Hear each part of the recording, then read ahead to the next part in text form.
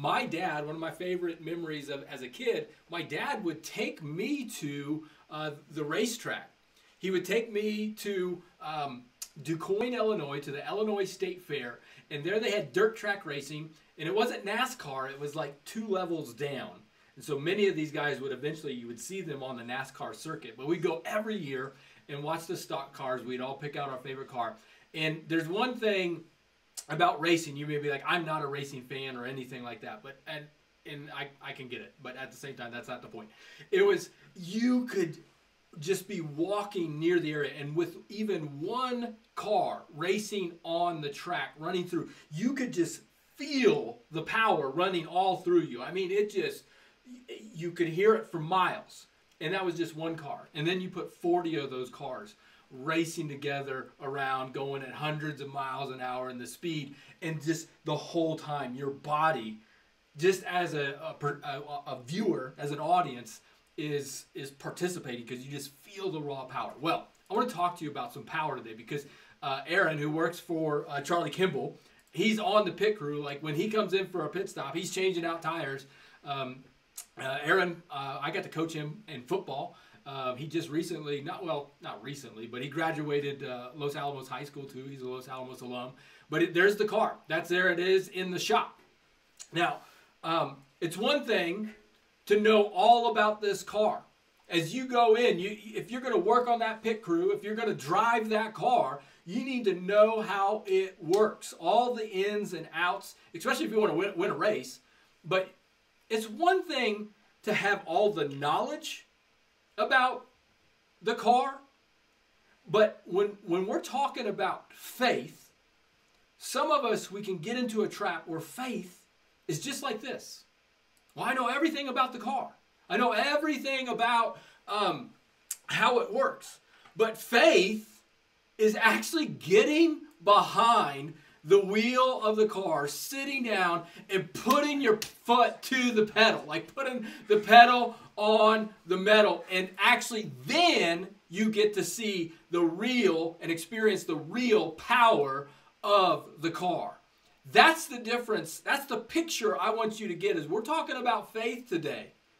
Because, hello, so many of us, we grew up and have been a part of a church experience that we wanted to walk away from because it was all about how much you knew. Or it was all about reading another book. But when you look at Scripture, when you look at those who were living out faith, they were living it out and taking next steps. They sat behind that car, put the pedal to the metal. And that's what I want for your life. I want you to experience the power of God. I want you to take a next step of faith. I don't want you to talk about taking a next step of faith. I don't want you to read about it. Don't get me wrong. Reading about it, learning about it is fantastic. But all of that should fuel you to trust the power of the car. To trust the engine and say, this thing is going to get me where I want to go. This thing has the power to do it. This thing is a fun ride. That's where the fun's at. And that's where we're going to jump in today. I have some help from one of my friends, Carter Williams. He's going to bring us our verse from the day. As we put on the armor of God, he's going to bring it to us today. He's got our verse for the day. Ephesians 6:16. In addition to all this, take up the shield of faith, with which you can extinguish all the flaming arrows of the evil one. Have a great day, Freedom Church.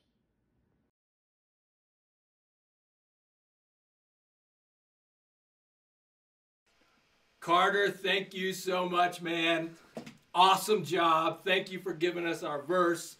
Williams, you're an amazing family. Garrett, happy Father's Day to you. It's good talking to you this week too, but I hope you're doing well. In addition to all this, take up that shield of faith, with which you can extinguish all the flaming arrows of the evil one. If you're new, throughout all of COVID-19, we've kind of been hitting in and around the armor of God. We've taken some breaks, but to me, this has been my go-to throughout this entire time. I have to put on the belt of truth. I have to put on that breastplate of righteousness and say, this is the way I'm going to live. I don't feel like it, but I know this is going to lead me where I need to go. I have anxiety. I'm going to put in those shoes of peace. And today we're moving on. We're going to be putting on we're taking up the shield. We're taking up a piece of armor, a shield. Now, I want to give you an idea of what this shield looks like. Now, I love the movie Gladiator. Kind of want to go watch it today for my Father's Day movie. Oh. But it's not the round shield. That's what I want you to see. Look at this picture. It kind of is more like almost like a small door where it can really protect the entire body. It is up and down that they can see that. So that's the idea of the shield. It's not the small circular one, kind of more like a one that covers the whole body.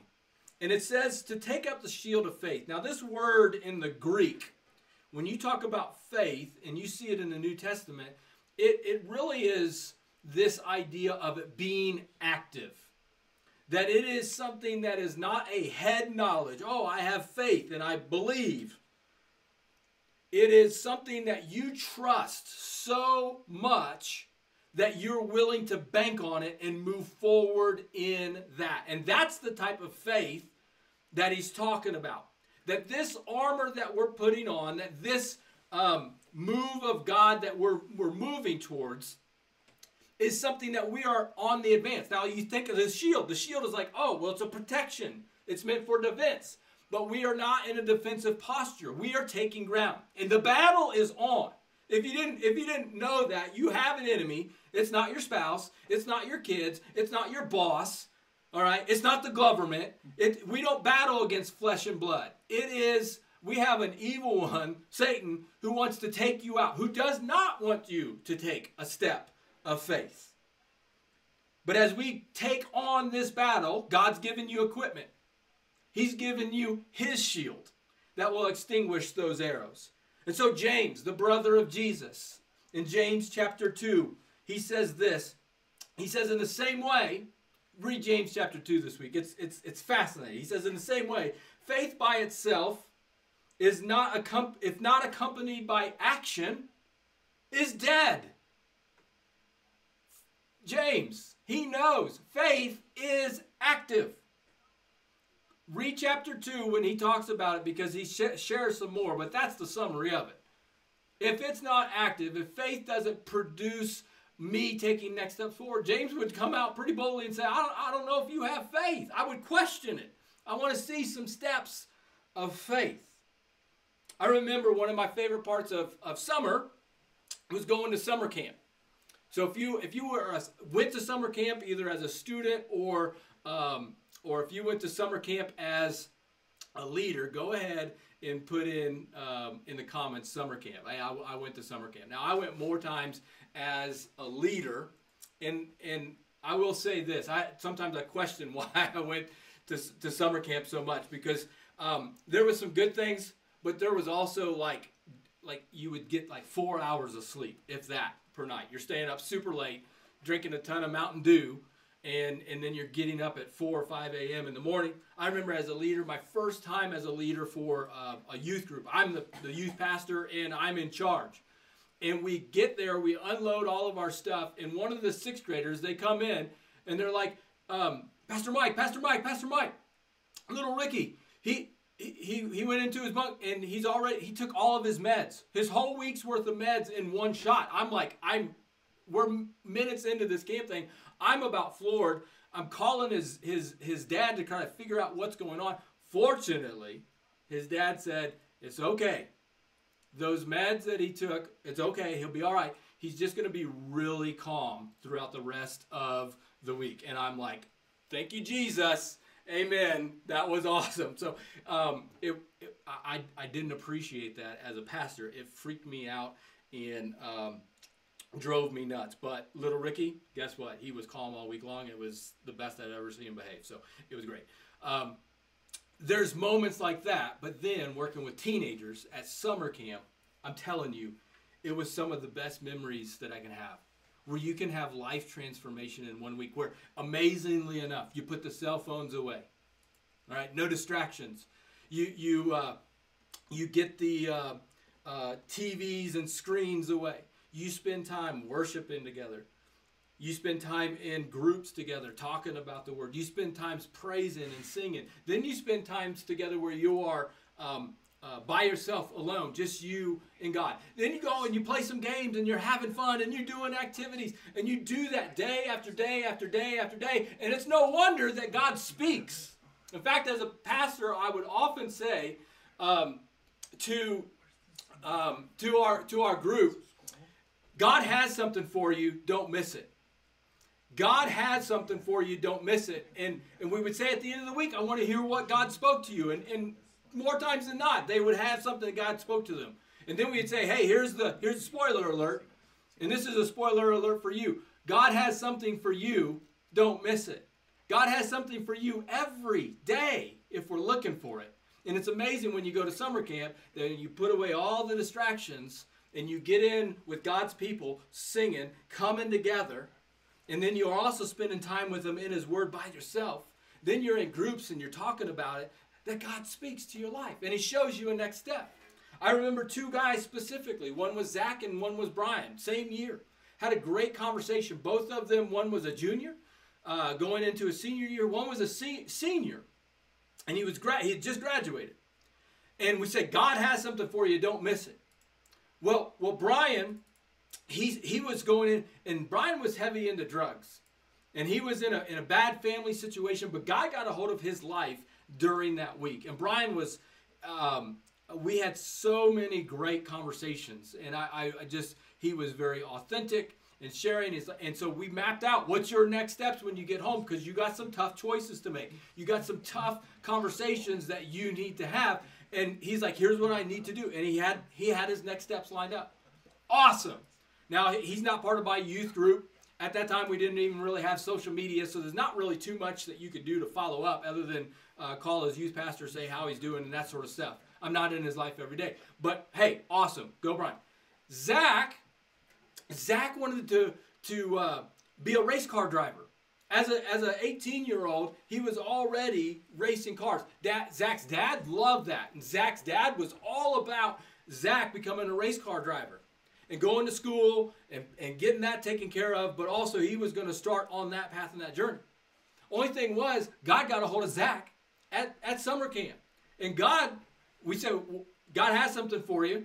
Don't miss it. And Zach said, God said, I'm going into ministry. Like, I know that very clearly that I need to be a pastor. When I go home, my dad is not going to like that at all. At all. And so we talked and we had great conversations, but we mapped out a plan of just how can some of those conversations go and different things that we can do. And then Zach went on his way. Again, I don't have much contact other than with his pastor. Fast forward 1 year. Both students come back to camp. We're there. Brian's there. Zach's there. Now, granted, Zach had already graduated, so he's not allowed to come back to summer camp with the other teenagers unless Zach had a conversation with his dad.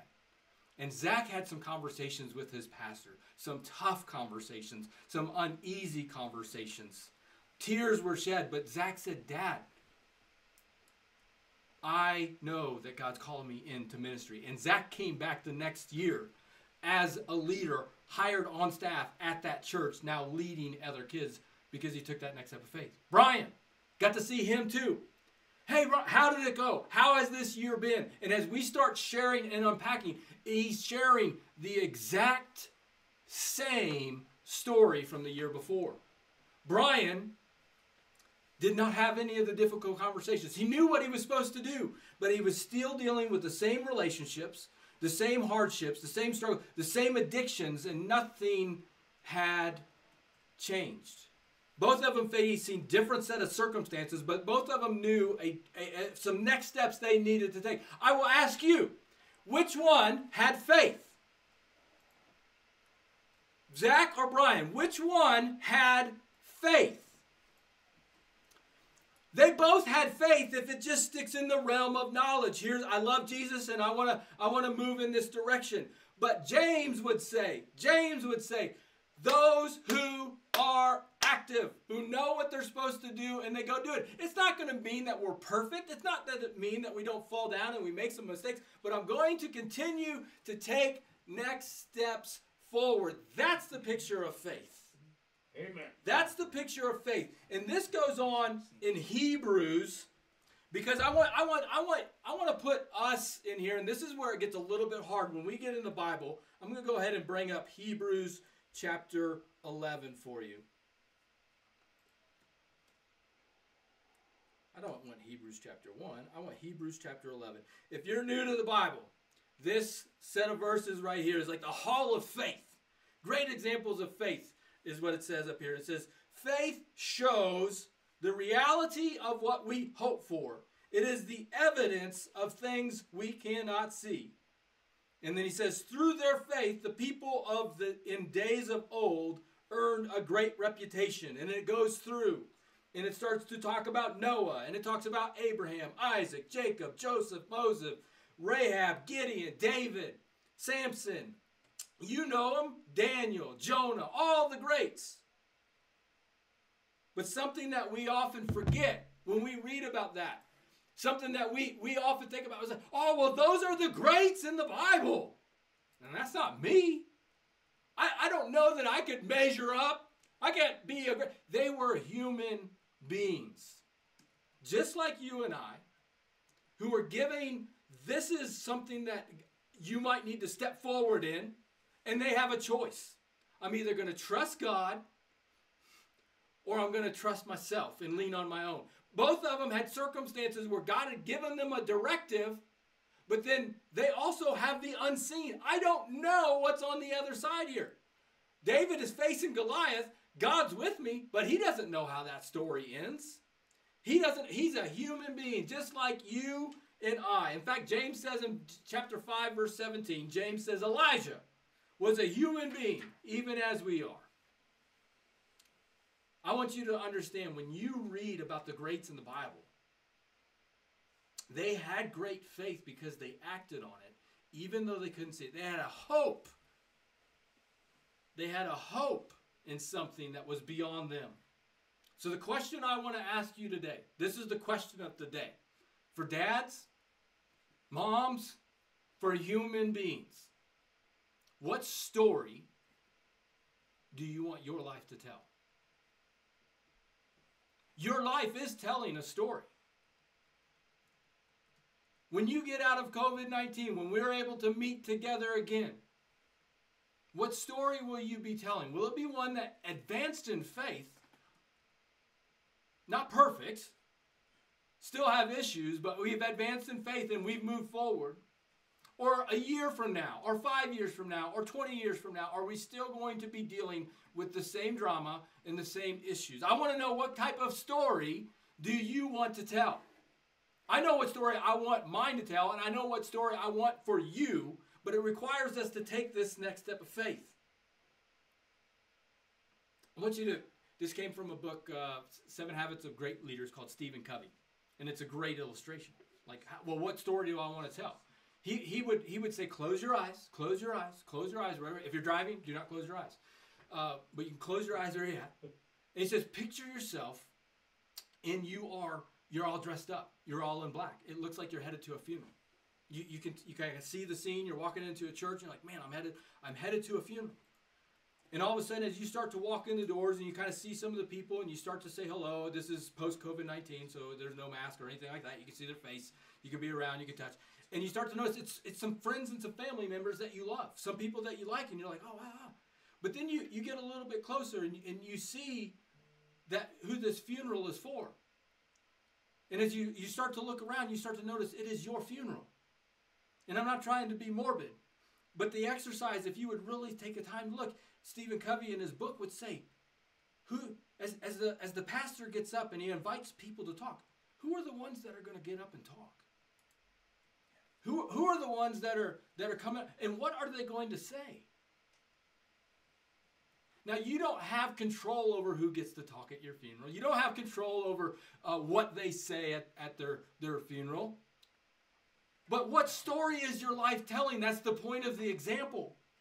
And if you start to think, well, I want them to share about how I was a fun dad, how I was a dad of integrity, how I was a person of faith, how I took next steps, how I left a legacy here. You can start working on those things today. You don't have to wait till next year.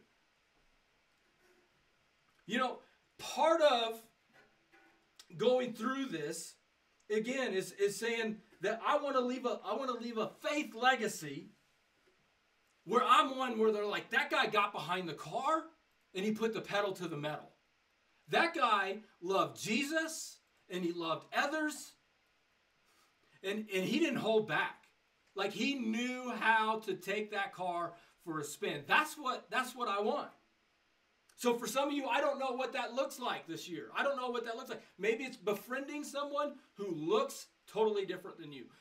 Befriending someone who believes totally different than you. Who acts totally different than you.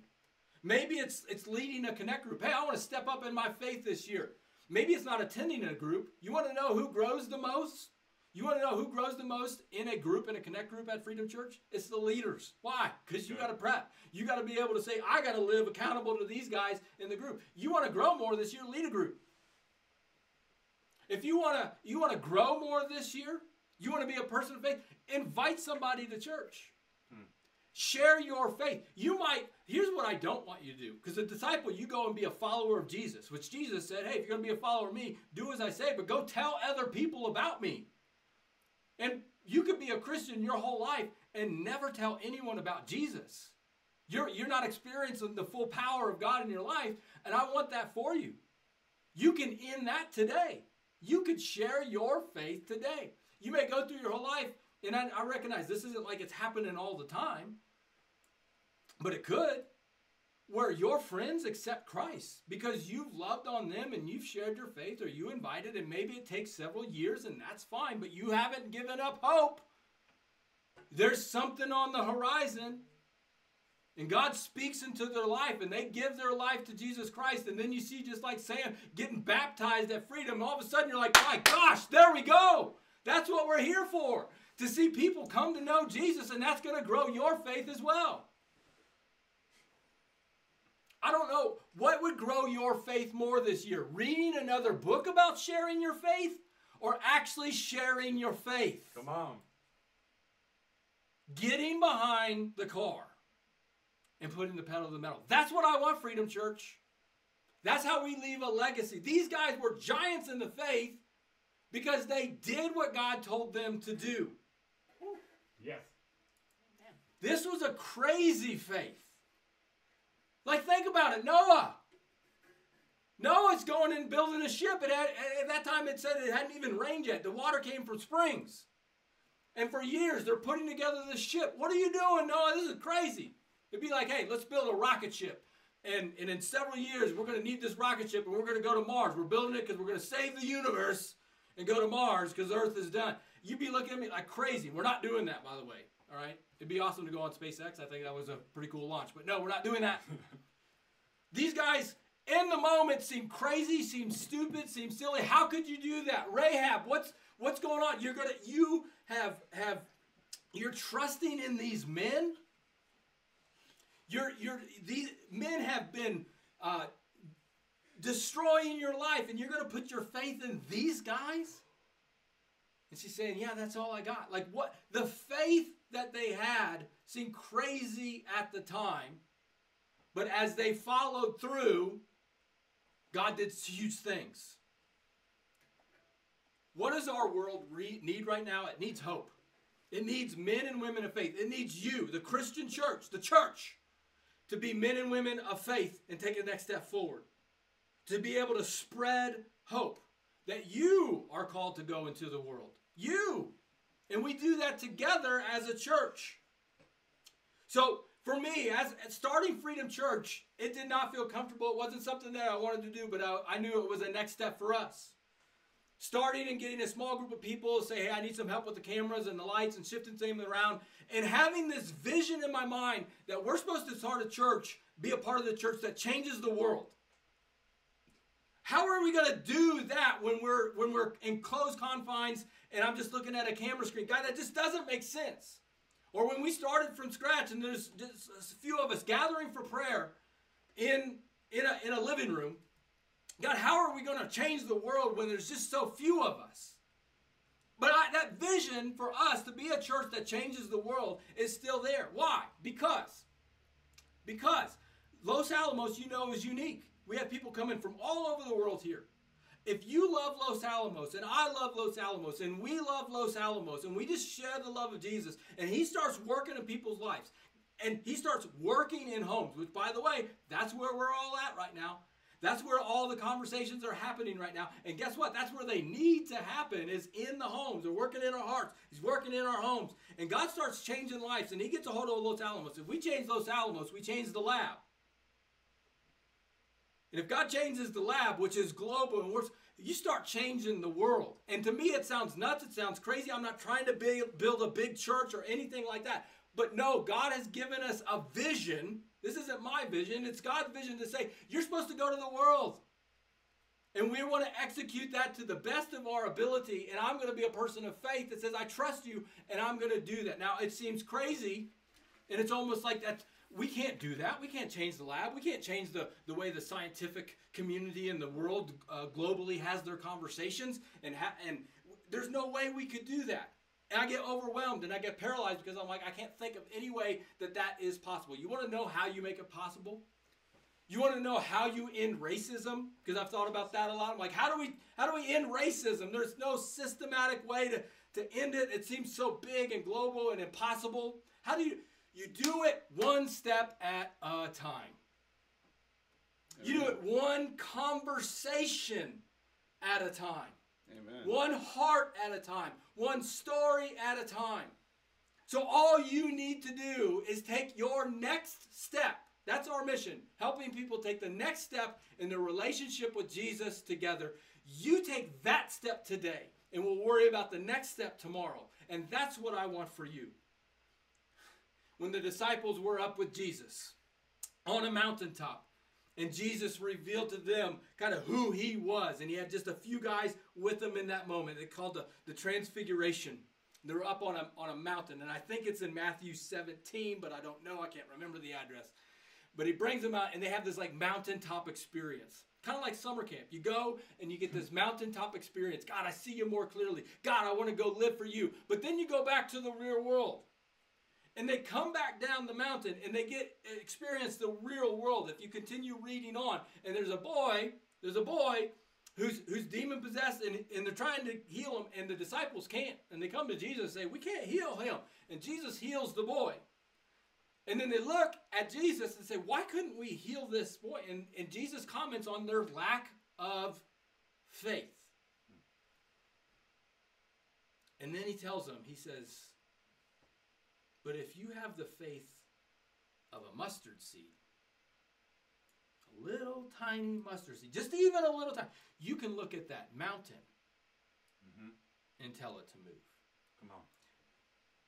They had a mountaintop experience. They saw who Jesus was. They want to go live for him. And then they have a real world experience that doesn't line up. And then I think Jesus is standing right there at that mountain. He's saying, you see that mountain? That thing can move if you would just have some faith. He says nothing would be impossible. Now, I don't know if you saw this, going back to the shield of faith. You're like, what does this have to deal with the shield of faith? Everything.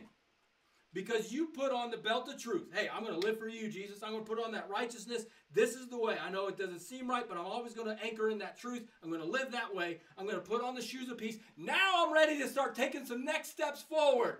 Oh, by the way, as soon as you do that, here comes some flaming arrows from Satan. Thank you.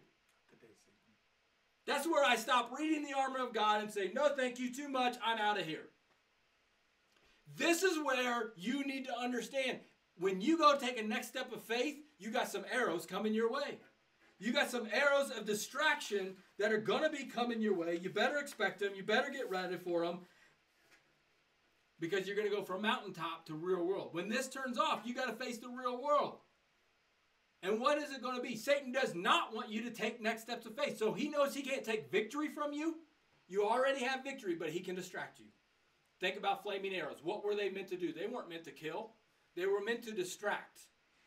He will send distractions your way.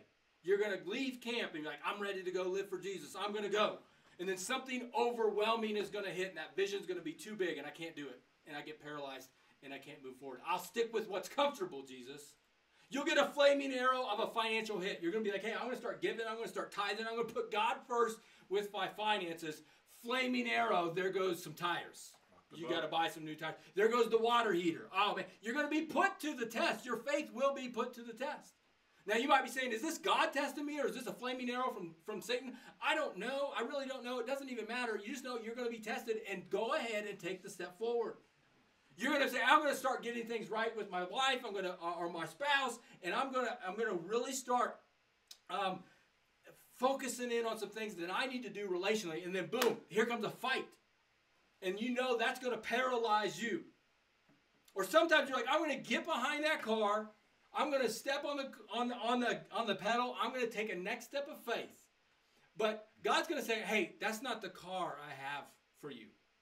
I got a different will for your life. I got a different next step for your life. Here's the car that I have for you that I want you to drive, and you're going to put the pedal to the metal behind this car. What? See, as Christians, we want to live faith, but you'll get the distracting arrow of comparison. To say, well my car doesn't look like theirs. I wanted to go this way, or I wanted to go in this direction, or that surely is not what you want. And Jesus would say, yes. You have to take your next step of faith, not mine. You have to take yours. And let me just tell you one other thing when it talks about taking a step of faith. If you're waiting for the church to create a program for you to take your next step of faith, you're going to be waiting a long time. Come on. I love the church. I want you to come together and be a part of the church. But the church was never meant to be an organization that help. We want to assist you in whatever God has called you to do in your life. The people who are the greats, the ones who take their step of faith, it's outside the church walls. Knowing that God has called you to do something. When we come together as a church, we celebrate. We don't high five anymore. We maybe elbow bump or something like that. But we want to celebrate your next steps of faith. And sometimes there's some steps of faith that happen in the church, but most of them, God's will for your life is something way out there. Let's go. That's something amazing. And we just want to be like, wow, we got to be a part of that just because we knew you. So if you're waiting on the church to say, well, when are they going to get a missions team and do this and coordinate? May or may not happen. Probably not going to happen. Not because we don't want to do those things. It's just God's will for your life is probably going to be outside of the church walls and definitely outside of a church program. Amen. So in this church, as Freedom Church, I want to celebrate what God's doing in your life, and I want to help assist you in whatever He's doing in your life. So you can go and take those next steps. But don't. That's a distraction. A flaming arrow. Well, I'll just wait for the church to do it. I'll just wait for these things. And all Satan wants to do is distract you and discourage you from taking the next step of faith. But he knows he can't take the victory from you. Because when you take a next step of faith, that is what extinguishes the flaming arrows. You have God's shield. Your faith, your hope. Faith is the confidence in what we hope for. The assurance of the things that we do not see. You have a hope in Jesus that is a solid foundation. You have a hope in Jesus. We got a gladiator shield that's up there that is a shield of protection for us because He's already won the victory. If you're struggling with taking the next step of faith, and I struggle with this too, it's probably because my hope is in something else. It's in my circumstances. It's in my finances. My hope is in me, in my performance. It's in success. It's in sex. It's in all this other stuff. When I start wavering and looking at flaming arrows, it's because I put my hope in something else. You have Jesus, and this is the gospel. That Jesus, God, in the flesh, came to this earth, who lived a perfect sinless life, died on the cross as a perfect sacrifice for your sin, my sin, because God wants a relationship with you. Why did He have to die for my sin? Because there's no way you and I could earn it. Mm-hmm. So God Himself said, I'll do the work for you. You can't work for it. It's called grace. He loves you, wants a relationship with you. And when he died on the cross, that paid the price. He said, it is finished. I've done the work. And then he rose from the dead on a Sunday morning. Your hope, Christianity, is not based on a feeling.